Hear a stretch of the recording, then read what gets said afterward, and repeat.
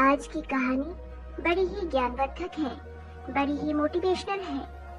आज की इस कहानी में हम जानेंगे कि एक सर्प ने ऐसा क्यों कहा, भाइयों का बंटवारा शादी के बाद ही क्यों होता है।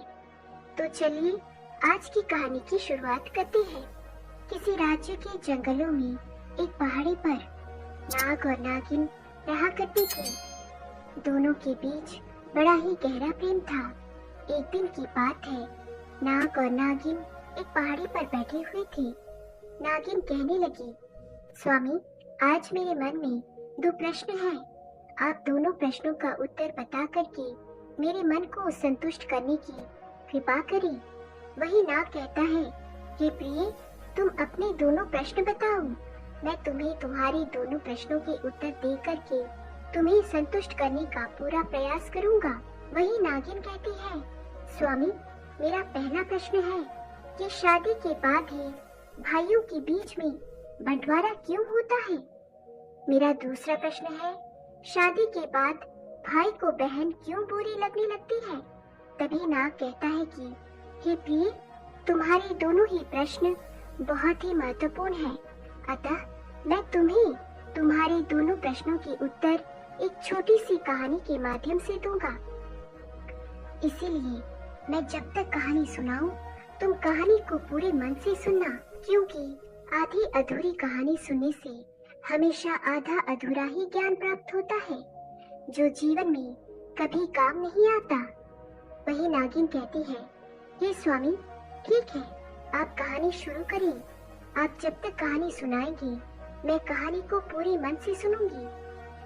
तब नाग नागिन से कहता है, बहुत समय पहले एक नदी के किनारे पर एक किसान अपनी पत्नी और तीनों बेटों के साथ रहता था। तीनों बेटों की शादी हो चुकी थी। पूरा परिवार एक साथ सुख पूर्वक रहता था। एक दिन उस किसान की पत्नी ने अपने बेटों से कहा, बेटा, यह जमीन और जंगल तुम्हारे पिता के बड़ी परिश्रम का फल है। जमीन की उपज और जंगल की लकड़ी बेच करके तुम्हारे पिता ने इतने ढेर सारे जमीन खरीदे थे और इतना बड़ा घर बनाया था कि जिसमें सारा परिवार सुख से रह सके। वहीं उस किसान के तीनों बेटे एक टीले पर खड़े हुए थे, जहां से धान के खेत दिखाई देते थे। वही फसल काटने के लिए तैयार थे और पके धान की बालियां खेतों में लहरा रही थी। वही किसान का सबसे छोटा बेटा अपनी माँ से कहता है, माँ, आप ठीक कहती हो। मुझे पिताजी के साथ में सुबह सुबह अपने खेतों में जाना बहुत अच्छा लगता था। मुझे आज भी सब कुछ याद है। नाग कहता है कि हे प्रिय, किसान का सबसे छोटा बेटा जो था, उसका नाम रमेश था। रमेश आगे कहता है कि मुझे खलियान में काम करना बहुत ही अच्छा लगता है। वही रमेश जो था, अपने पिता की तरह खेती बाड़ी किया करता था। उसे कड़ी मेहनत करनी पड़ती थी। मजदूरों को संभालना, उपज को इकट्ठा करना, उसके लिए सही खरीदार ढूंढना, यह सारी कार्य उस किसान के सबसे छोटे बेटे यानी रमेश को करनी पड़ती थी। वहीं किसान के दो बड़े बेटे, एक का नाम था सोहन और दूसरे का नाम था श्यामू। सबसे बड़ा वाला सोहन ज्योतिष का काम करके खूब सारा धन कमाता था। वही दूसरा बेटा श्यामू, वह बहुत बड़ा व्यापारी था और बहुत ज्यादा पैसे कमाता था। वही पूरे परिवार के बीच में एक खुशी की लहर थी। किसी प्रकार का परिवार में कोई कष्ट नहीं था। उसके बाद में किसान एक दिन बीमार पड़ गया। फिर उसने अपनी पत्नी को बुलाया और कहा, मेरा अंतिम समय आ रहा है, बस तुम मुझे एक वचन दो कि बच्चों के बीच में कभी जमीन जायदाद का बंटवारा ना होगा। मैं यह चाहता हूँ कि हमारे तीनों बच्चे जीवन भर मिलजुल कर रहें, किसी के बीच में कोई भेदभाव उत्पन्न ना हो, क्योंकि जिस घर की एकता भंग हो जाती है, वह घर पूरी तरह से बिखर जाता है। वही किसान की पत्नी उस किसान को वचन देती है और वचन देते ही उस किसान की मृत्यु हो जाती है। वही समय धीरे धीरे गुजरता गया। फिर एक दिन किसान की पत्नी ने अपने तीनों बच्चों को बुलाया और कहा, बेटे, मैं तुमसे एक वचन लेना चाहती हूँ। तुम्हारे पिता की यह अंतिम इच्छा थी कि तुम्हारे बीच में कभी भी जमीन जायदाद का बंटवारा नहीं होगा। तुम तीनों भाई और तीनों बहुएं हमेशा घर में मिलजुल करके जीवन यापन करोगी, क्योंकि जिस घर की एकता टूट जाती है वह घर कभी भी उन्नति नहीं कर पाता है। वहीं किसान की पत्नी की बात को सुन करके तीनों बेटे कहने लगे, हाँ माँ, आप जैसा चाहती हो वैसा ही हम करेंगे। पिताजी की जैसी इच्छा थी हम उनकी इच्छा के विरुद्ध कभी नहीं जाएंगे और तीनों भाई हमेशा प्रेम से रहेंगे। फिर अपने बेटों की बात को सुनकर के माँ को बहुत ही खुशी हुई। वहीं जो सबसे बड़ा बेटा सोहन था वह ज्योतिष में बहुत ज्यादा निपुण था, इसीलिए आसपास के लोग उस सोहन से कई मामलों में राय लेने आते थे, तो सोहन का गुजारा बढ़िया तरीके से हो जाता था। वहीं दूसरा बेटा श्यामू, वह भी एक बहुत बड़ा व्यापारी था जिसकी कमाई ठीक ठाक हो जाती थी। वहीं किसान का सबसे छोटा बेटा जो था रमेश, वह कड़ी मशक्कत करता था, बहुत मेहनत करता था। सुबह से लेकर शाम तक खेतों में लगा रहता था, फिर भी उतनी कमाई नहीं कर पाता था जितनी कमाई दोनों बड़े भाई किया करते थे। समय धीरे धीरे गुजरता गया। वहीं किसान के दो बड़े बेटे जो ठीक ठाक कमाई किया करते थे, अपने पिता को दिया हुआ वचन भूल जाते हैं और अपनी पत्नियों के साथ में ऐशो आराम का जीवन व्यतीत करने लगते हैं। वहीं जब किसान के दो बड़े बेटों की बहुएं ऐशो आराम का जीवन जीती थी और जो सबसे छोटा बेटा रमेश था, उसकी पत्नी घर पर ही कमाई किया करती थी। उसे घूमने के लिए समय नहीं मिल पाता था, उसे अपने शौक पूरे करने के लिए भी समय नहीं मिल पाता था। वहीं जब वह अपने बड़े जेठ और अपनी जेठानी को देखती थी तो उसका हृदय दुख से भर जाता था कि हम तो अपने पिता के वचनों का पालन आज भी कर रहे हैं, लेकिन हमारे बड़े दोनों जेठ और जेठानी ऐसे ही आराम का जीवन जी रहे हैं। नाग कहता है कि हे प्रिय, वही किसान का सबसे छोटा बेटा रमेश, एक दिन उसकी पत्नी जब बहुत ज्यादा दुखी हो गई और जब शाम को रमेश घर वापस आया तो उससे कहने लगी, मेरे भाई के यहाँ से चिट्ठी आई है, उसने हमें अपने घर पर बुलाया है, हमारे आपके लिए न्योता भेजा है। कुछ दिनों पहले ही हमारे भाई ने अपना घर बनाया था, उसमें गृह प्रवेश होना है। वह यह चाहता है कि हम दोनों कुछ दिनों के लिए उनके पास रहें। वहीं अपनी पत्नी की बात को सुनकर के किसान का छोटा लड़का कहने लगा, देखो, खेती में बहुत काम करना पड़ता है, मेरे पास में इतना समय नहीं है कि मैं तुम्हारे साथ में तुम्हारे मायके में जा सकूं। यदि मैं तुम्हारे साथ तुम्हारी मायके चलूंगा तो खेती का काम खराब हो जाएगा। वही पत्नी तमा कर कहने लगी, ठीक है, हम जीवन भर इसी घर में पड़े रहेंगे, हमारे मन की कोई इच्छा नहीं है। वही पत्नी को गुस्से में देख कर के किसान का छोटा लड़का कहने लगा, ठीक है, मैं ऐसा करता हूँ कि तुम्हारे जाने का इंतजाम कर देता हूँ, पर मैं नहीं जा पाऊंगा। उसकी पत्नी कहने लगी, यदि हम जाएंगे तो दोनों साथ जाएंगे, वरना कोई नहीं जाएगा। वही पत्नी की बात को सुनकर के फिर रमेश कहने लगा, ठीक है, जैसी तुम्हारी मर्जी, जाना है तो जाओ वरना मत जाओ। फिर नाग कहता है कि हे प्रिय, वही किसान के सबसे छोटे बेटे की बहू अपने दोनों बड़े जेठ और जेठानी का नजारा देख करके पहले से ही चिड़ी हुई थी कि महीना भर आराम करते हैं और ऐशो आराम का जीवन वो सभी बिताते हैं। और फिर ऐसा सोच करके वो रामू से कहने लगी, क्या हमने घर का सभी काम करने का ठेका ले लिया है? घर में और खेती का काम हम दोनों मिलकर करते हैं और आपके दोनों बड़े भाई आपकी भाभीियों के साथ में मौज मस्ती का जीवन जी रहे हैं। क्या आपने कभी सोचा है कि मेरा भी मन करता होगा, हम भी अपने शौक के अनुसार जीवन जी पाएंगे? जब उनको अपना अपना ही करना है। हम दोनों की कोई फिक्र ही नहीं है।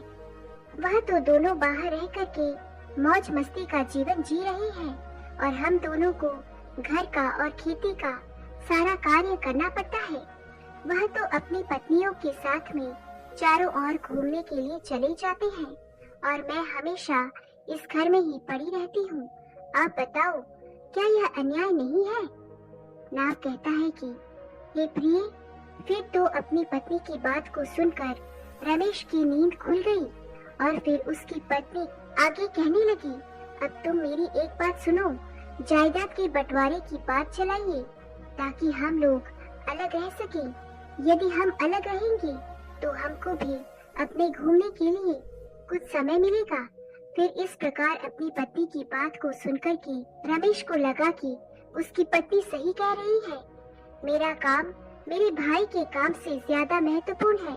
मेरी ही वजह से वह दोनों इतनी ठाठ से और आराम से जीवन जी रहे हैं और मैं और मेरी पत्नी नौकरों की तरह इस घर में लगे रहते हैं। वहीं एक रोज जब सभी भाई घर में खाना खा रहे थे तो किसान के सबसे छोटे लड़के ने अपनी माँ और भाइयों से कहा कि उसे जायदाद में उसका हिस्सा चाहिए, अब वह शामिल नहीं रहेगा।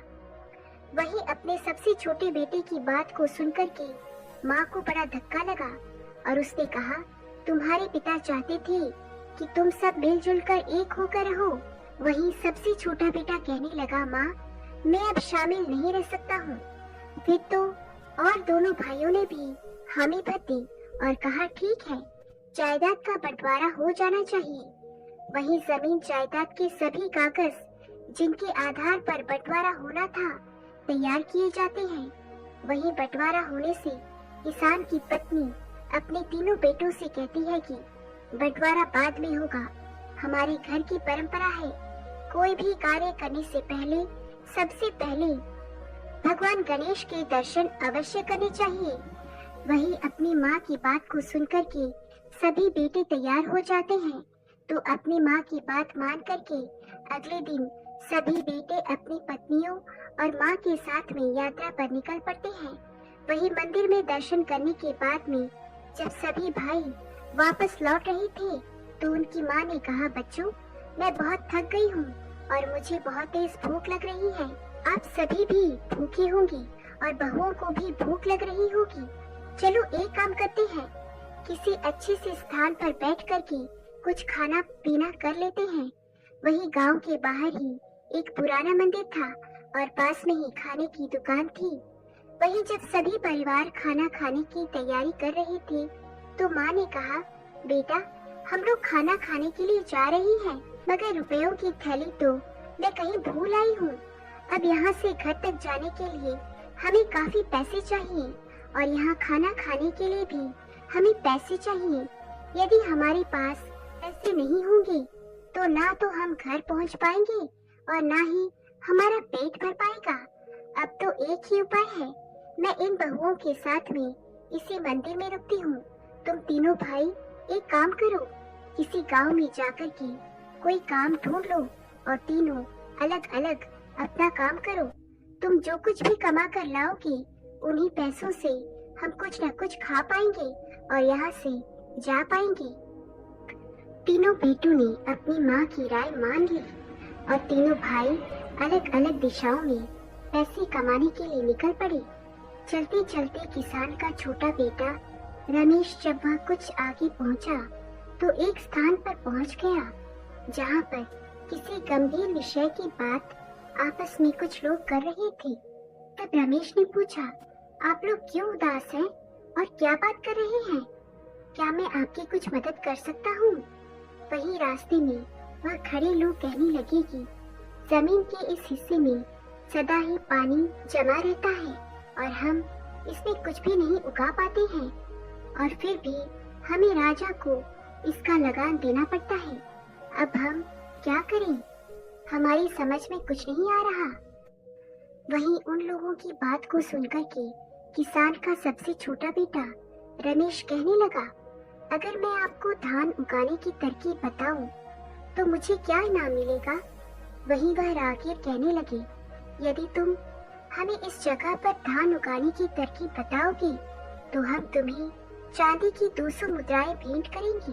वही रमेश जो था बहुत ही निपुण किसान था और फिर वह लोगों से कहने लगा, गोबर और मिट्टी को मिला करके उसके गोले बना लो, उन्हें गीला और नरम रखो, फिर हर गोले में बीज डाल दो और उन्हें सूखने दो।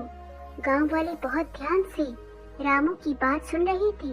फिर उन्होंने पूछा कि इन गोलों का क्या करें, तो रामू कहने लगा, उन गोलों को इस जमीन में डाल दो, गोले जमीन में धंस जाएंगे और बीज भी फूट जाएगा। वहीं जब गांव वालों ने रामू के द्वारा बताए गए उपाय का पालन किया तो उस बंजर जमीन में बीज अंकुरित हो गए। वहीं गांव वालों ने किसान के छोटे लड़के को धन्यवाद दिया और प्रसन्नता पूर्वक उसे 200 मुद्राएं भेंट की, जिन्हें लेकर के वह रमेश जो था अपनी माँ के पास उसी मंदिर में लौट आया।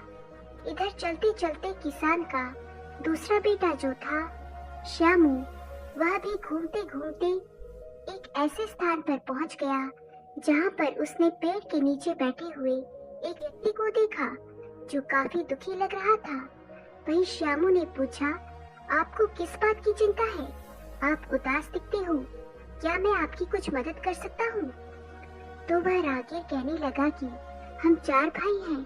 मृत्यु से पहले हमारे पिता ने अपनी सारी संपत्ति हम चारों में बांट दी थी, लेकिन एक काली बिल्ली थी जिसे बांटना मुझे मुश्किल लग रहा था। फिर हम सब ने फैसला किया कि बिल्ली हम सबके साथ ही रहेगी। वहीं चारों भाइयों ने उस बिल्ली की एक एक टांग को बांट लिया। वहीं एक दिन वह बिल्ली जो थी छत से नीचे गिर गई और उसकी वही टांग टूट गई जो हमारे हिस्से में आई थी। वहीं मैंने उस बिल्ली की उस जख्मी टांग पर तेल लगा करके उस पर पट्टी बांध दी। वहीं उस बिल्ली को आंच अच्छी लगती थी, इसीलिए वह चूल्हे के पास जाकर के सो गई। वहीं जैसे ही बिल्ली सो गई, वैसे ही चूल्हे से एक चिंगारी निकल करके लगे हुए कपड़े के ऊपर गिर गई और उसने आग पकड़ ली। वहीं जब बिल्ली वहां से भागी तो आसपास के घरों में आग लग गई और सब कुछ जलकर के राख हो गया।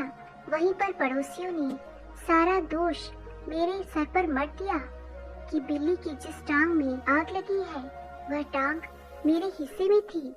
वही फैसला जब पंचायत में पहुंच गया तो पंचों ने कहा कि जिस टांग की वजह से आग लगी वह मेरे हिस्से की थी, इसीलिए पूरा नुकसान मुझे ही पूरा करना होगा। पर मेरे पास सबको देने लायक पैसे नहीं हैं। अब मैं क्या करूं?